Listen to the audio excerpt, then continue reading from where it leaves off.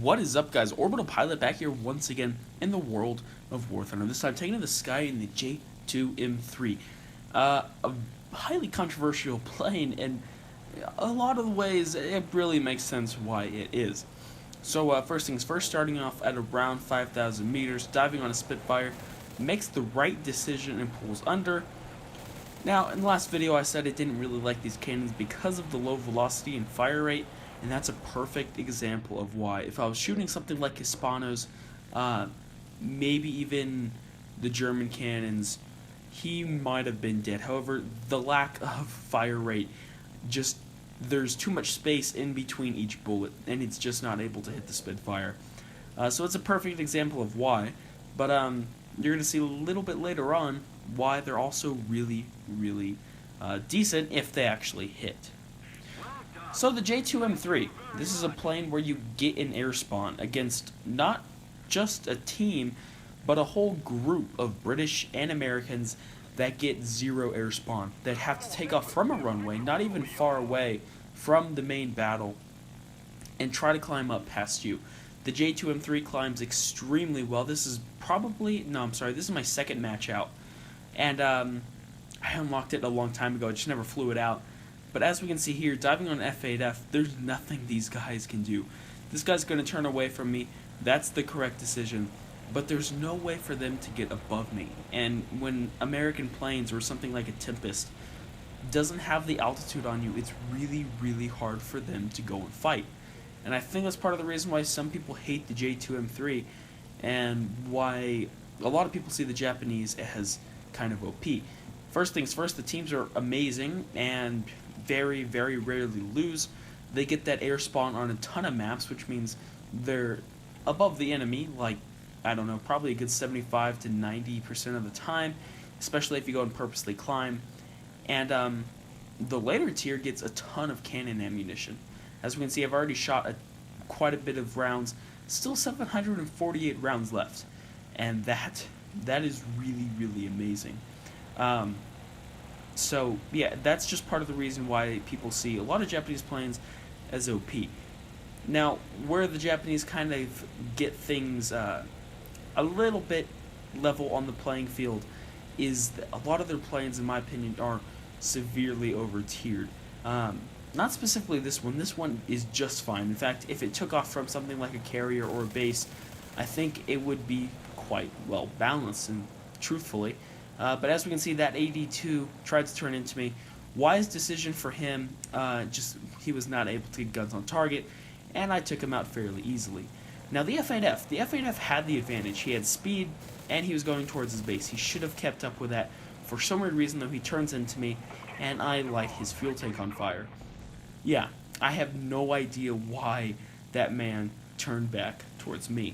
But it worked out well for me, I guess.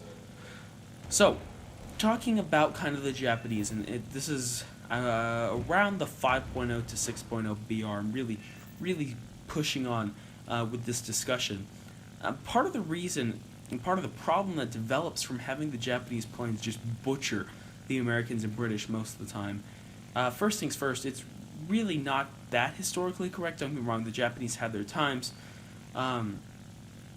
But American planes, especially at the end of the war, when stuff like the J2M3 was going to be flying, stuff like the F8F, the Japanese just had zero manpower left. In fact, a lot of historians and a lot of people back then were surprised because they hadn't actually accepted defeat. They just kept on fighting, even though they had pretty much nothing to fight with. They just would not stop. That's kind of where the nuclear bomb came in, but that really ties in here because you get a lot of planes like this that don't really have a BR, so they're kind of stuck in wherever. Personally, I think the air spawn on planes like this should be taken away, especially on this map, because it's really just not fair. Or at least put the American runway a little bit further away. It would give them a little bit more room to climb, because if you guys have played this map in the Americans, or really even the Brits, it's really, really hard to get to altitude. In fact, most people actually turn all the way around or turn a full 90 degrees away from the battle. So let's talk a little bit more about the J2M3. First things first is climb rate, like I said, is absolutely amazing. Engine performance is also amazing, especially for a stock plane. Maneuvering is decent, has 4 cannons with just a ridiculous amount of ammunition. It's a really, really good plane, and especially with all the benefits the Japanese team gets that I've discussed, it really, really shines. Now, I was talking about issues that arise from the BR and the air spawn with the Japanese, and one of that is you get this quite often. And I want to be mad at these players. I really, really do.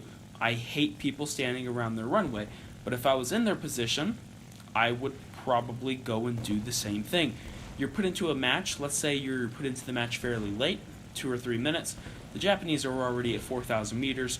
You are sitting ground level with a plane that tends to overheat, and although it climbs decently well, the motor will practically catch on fire if you push it too hard. All your teammates are around 2,000 meters high, basically have nothing to do, so you go straight.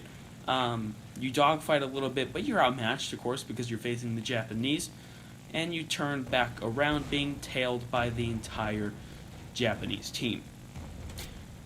Yeah, that isn't too rare, and that's a little bit sad, but it's fairly common, especially in higher tier matches like this, and you just get people hanging around their base. And if you guys don't know, the AAA is pretty much laser-guided anti-aircraft missiles, so extremely dangerous. Pretty much if you go by it, you have probably strong 70 to 80, maybe even higher if you're the only one. You have a really, really high chance of dying. So it discourages people from going there, which it should. I don't know what just happened, and okay, a little bit of a frame drop right there. I have no idea why. This is post-commentary, of course, so it might be video editing software. I don't know. But anyways, you get this a lot. And like I said, the AAA is ridiculously accurate. People don't go near a base, which obviously was Gaijin's purpose for putting the laser-guided anti-aircraft World War II missiles in there. Which I understand why they did that. Obviously, one person alive, they should be able to go back and land with at least some comfort of the possibility of the enemy being shot down. But then, you don't really give the F-8Fs chance to fight either, because they're not going to do anything. The Japanese are just going to circle like eagles or a hawk would. So, you basically just get this standstill between the Japanese and the American forces, really even the Brits too here. And it basically consists of the low planes flying around their base, and then some Japanese going in and trying to kill that last remaining person, only to be just sniped 3 miles out of the air from a World War II anti-aircraft gun, which, nope, did not happen that often. In fact, I've read a lot of reports where AAA, although it shot down a lot of bombers, don't get me wrong, but a lot of it was like scare tactics, which is completely understandable. Those giant guns exploding probably scared people really, really bad. But I understand why they made it so accurate. But at the same time, it's really, really difficult for one person. It's really, really easy for one person to continue the game for 20, 30 minutes. Just like this B-17 is going to go here. I'm never actually going to catch him. In fact, he is going to go land, which I applaud him for so much, sir. Thank you so much for actually going and trying to complete your objective. Now, he does crash. I don't know if it's on takeoff, but it's right after the runway. But it might have just been on takeoff. But if every Warthunder pilot was like this guy, the game would be better. So thank you, B-17 pilot. He could have gone and sat on the runway. He could have just stayed up in the air. Instead, though, he actually tries to take a risk. It doesn't pay off this time, but I bet it has in the past. So if this is what you guys are doing, if you are the last remaining person, some tips and tricks. First things first, if you're in a bomber, I say just pretty much go heads up with anything and everything. Try to get that last kill. And if you're in a fighter, that gets a little bit more tricky. What you can do is you can simply fly above your base and try to get some get some altitude. fly at a 20-degree angle, and every single time you go about half a mile from your base, turn around and climb up. Don't simply sit there on the runway like so many people do. Don't sit there 100 meters above the runway.